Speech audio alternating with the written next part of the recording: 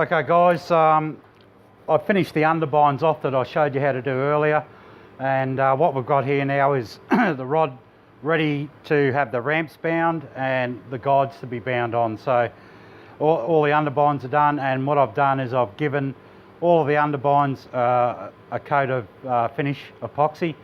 Couple of reasons: it gives a nice cushion for your guide feet to sit on, and it makes it fairly easy that your overbinds aren't sitting in the ridges of the underbind. You've got a nice even surface to work with. And also I've epoxied up to the ramp. Remember I said before about not to worry too much about it. Once we do the sealer and then we put the epoxy over it, we can now give this a sand and make it a nice smooth transition. So I've just got to find what I did with my little bit of sandpaper. If you bear with me a tick, I'll just grab a bit. And so the first step I'm going to do here is I'm going to sand up this ramp here. We're just going to do a light sand on it, and the only reason I'm doing that is to give the thread something to grab to, because we've got this nice smooth shiny surface here. If we start binding it off, the thread will just want to keep falling off it. Alright, so we'll just give it a bit of a sand.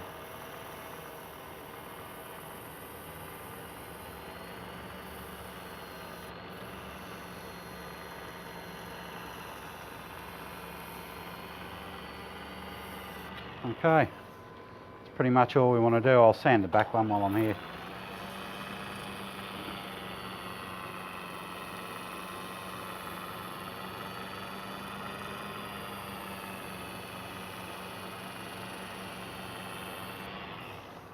That'll do me. Okay, so I'll just grab a rag and a bit of good old metho again, and just give that a bit of a clean.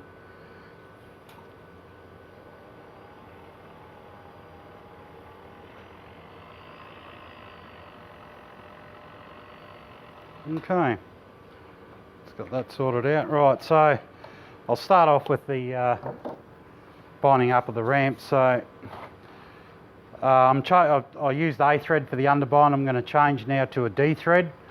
And tension's fairly important with the ramp here. So we want to have some tension on it, but not a terrible lot, because what we don't want to do is have so much tension that we're squashing the EVA down and deforming it. So I'm going to just start my bind back 20 odd mil from the end, and just start it the same way you normally do. And again, with this I'll throw a couple of trims in here, because when I get to the end of this I'm going to put some stickers on here, put the weight sticker and that on there. So I'll just make a nice little area that we can put the sticker in. So once again, we'll do our inlays the same way as what we did on the underbinds. So a couple of turns there, and turns here, and just straighten those edges up a little bit. You want to try and give your epoxy, I don't know, for at least 24 hours, so it's cured hard. It's not soft when you're binding over it and the thread's sticking in it and all that sort of stuff. So you want it to be cured, you know, fairly well. Alright, so again we're just doing these little inlays, straighten and pack as we go. Same pattern as we did before: 2 blues, 2 blacks, 2 silvers.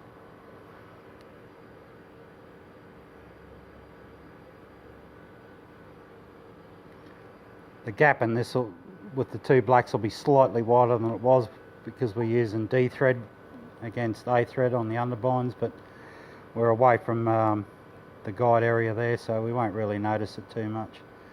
Okay, so what I'm going to do is I'll leave those inlays in, because I'll create a bit of a gap here with black thread, and then I'll do another set of inlays there. I'm going to do that probably about 10 mil wide, so that I've got enough room to put my weight sticker in there. And we do the opposite of what we did to start with, so we go 2 silvers first.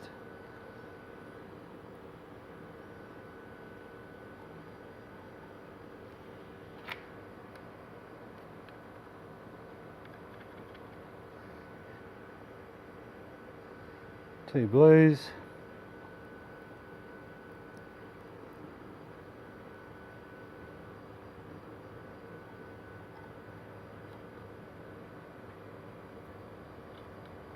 Get it all nice and straight again.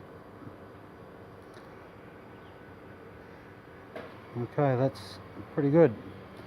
So I'll just tighten those through and snip them off, get them out the way. Alright, and then now all we're going to do is just bind up the ramp with those little grooves that we created by sanding it. The thread's got something to grab hold to, so it doesn't really want to slip back down. And I'll get up to about, I don't know, 15-20 mil from the top. And again, I want to put a couple of inlays in the back of this, so same colours again. We'll go with the silver.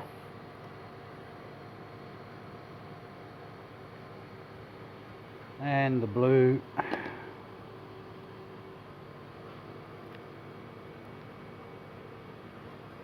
Okay, so again we'll get ourselves an inlay, and with my inlay thread I'm using a Sailmaker's thread, so it's not really that good for building rods with because it's got silicone in it, so it's a bit of a pain in the ass.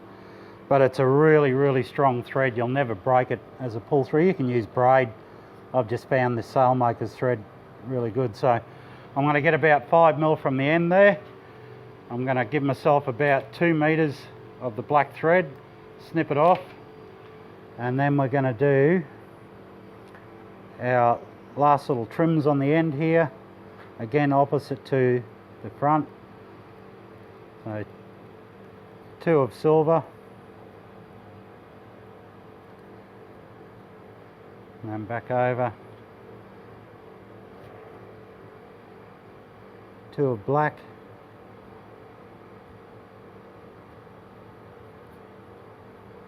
two of blue,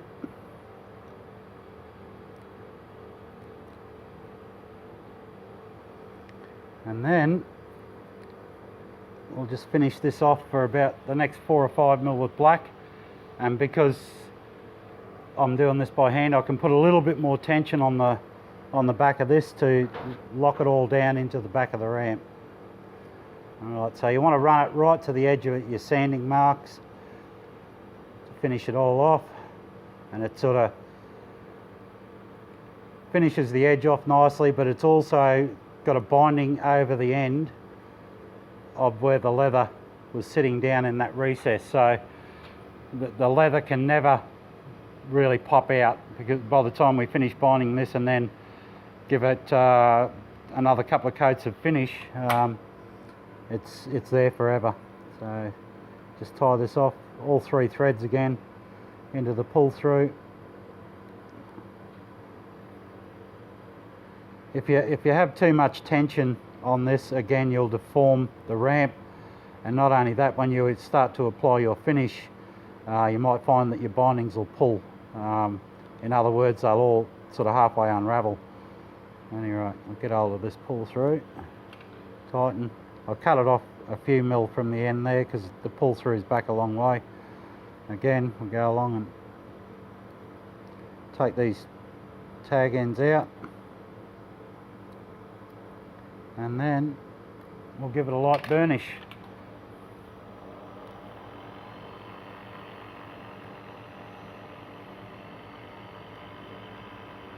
And now we have the first ramp all done, and we repeat the process identical on the back ramp here.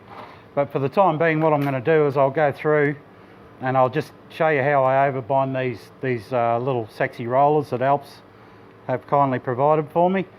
And so what we'll need to do is actually I need a bit more tension on my D thread. I'm going to use D thread on this, and I'm going to do a double overbind. And I've pre-ground the feet here. Everybody's got a different way of grinding the feet of the guide. I do it the way that I do it, and other guys do it the way they do it. I'm not going to tell you how to do that. You know, you can work that one out. And so what I'll do is I start 2 or 3 mil on the inside of where the trim is. Start my bind. Snip the tag end off. And then get my tip upright I also like to preset the guide a little bit so that there's a slight gap there, and when you bind down with the double over bind, that'll squash that down against the blank. So what I'm doing is I'm lining up these two trims that I put in so that there's pretty much an even gap with where the finish of the bind will be on the guide foot. Make it the same both sides. Then I'll just line that up a bit better with the tip. Then I'll peg it in place. Okay, that holds it reasonably firm. Just make sure that your guide feet are running parallel along your blank, and then just go nice and slow to start with until you get half a dozen turns up the foot. Oop.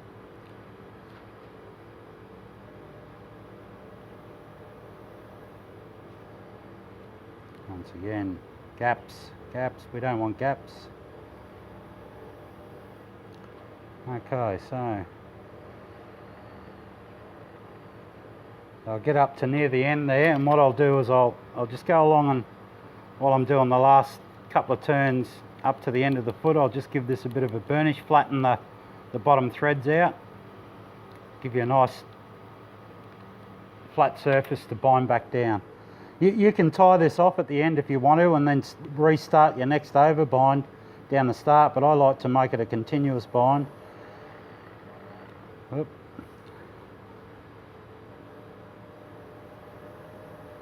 If you get a tiny little gap on your second bind, don't worry about it too much. You'll be able to burnish that out, and you'll never see it under the epoxy anyway. So I'll just bring it down to the bottom of the foot, about 10-15 mil away from the end. Put the pull through in. I like to stop it about 3 or 4 mil short so that when we do our coat of finish, it creates a nice smooth transitional blend from the blank up to the bindings. Again, we just pull that through, snip it off. Okay, I've got a little bit of dust here. Normally, again, when I sanded that ramp, I normally have a vacuum cleaner running, taking all the dust away so that it doesn't get incorporated in the thread, but it's a bit noisy for the video. So alright, so basically we just get on the other side and repeat the process.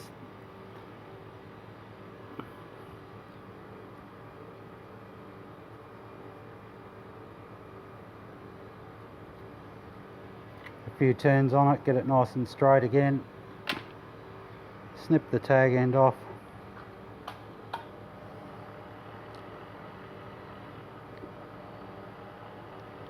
Try not to rush this too much. It's only takes a minute or two to do the binding. So once again, I'm near the end there, so I'll just flatten and burnish those threads. Give it a nice transition. Okay, so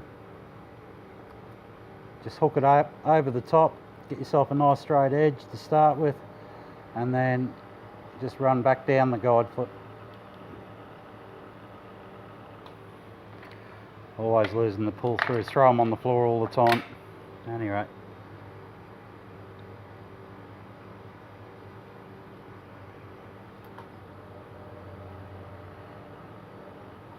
You notice that with my pull through, I have a very long amount of winds over it with this good strong thread. What it allows me to do is when I do the tie off at the end, when I pull it through tight on the end and get it snug at the end there, I'll just snip it like 2 mil or something like that, pull it through. You never get a tag end sticking out through the thread if you do it that way. If you try and tie it off too short, you know, you run the risk of getting a tag end hanging out, which when you put your first coat of finish on it, you know, comes a pain in the arse. You've got a little prickle sticking out that you've got to slice off before your next coat. Try and make it as smooth as you possibly can. And so there, nicely double over bound roller guide. And so what I'll do is I'll go through and I'll bind the rest of these on, finish the ramp off, and then we'll move on to the final step of the process.